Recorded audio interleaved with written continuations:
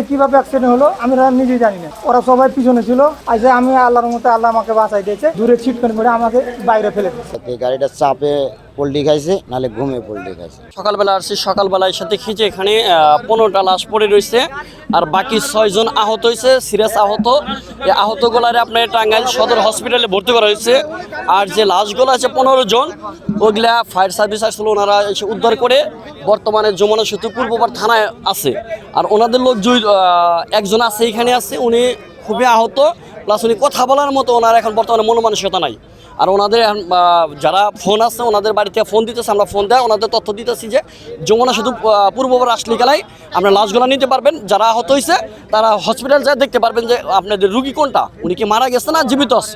রাত 4:30টার সময় অ্যাক্সিডেন্ট হয়েছে। হওয়ার পরে মনে করেন আমাদেরকে আমরা দেখতে পারার পরে ধরে আসার পরে মনে করেন এই রড কাটে মনে করেন আমরা উদ্ধার করেছি, এবং 15টা মনে করেন মারা গেছে, এবং 8টা মনে করেন আমরা হাসপাতালে পাঠাইছি।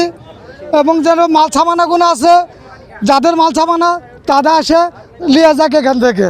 ট্রাকটা কোনো খাদে পড়েনি, ট্রাকটা এমনি আসে উল্টে আসে চাপ লাগিয়েছে, একজনের চাপ মারিছে, চাপ লাগার কারণে এরম হয়েছে।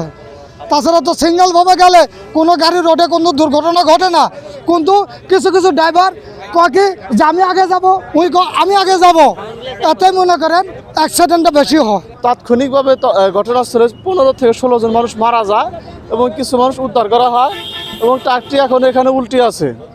আর উত্তরগামী যারা ঈদের মানুষ, ঘরমুখ মানুষ, তারা এই ট্রাকের চড়ে আসছে এবং তারা জীবনের রিস্ক নিয়ে তাদের বাড়িতে যাচ্ছে। এখানে একটা গাড়ি পোল্ট্রি দেখে আমি একটু আসলাম, আসি দেখি গাড়িটা স্টার্টের উপরে।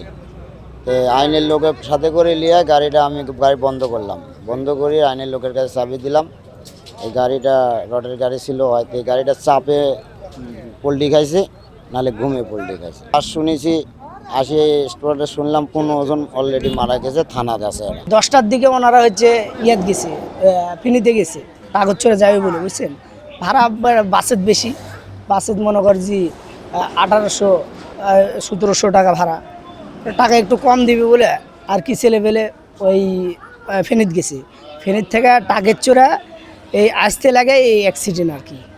আর ওনারা যাবে মান্দা, বুঝছেন, মান্দা থানা, নওগাঁ জেলা আর কি। এটা যে কীভাবে অ্যাক্সিডেন্ট হলো আমি নিজেই জানি না। ওরা সবাই পিছনে ছিল, আমি শুয়েছিলাম, আজ আমি আল্লাহর মতো আল্লাহ আমাকে বাঁচাই দিয়েছে, দূরে ছিটকানি করে আমাকে বাইরে ফেলে দিয়েছে।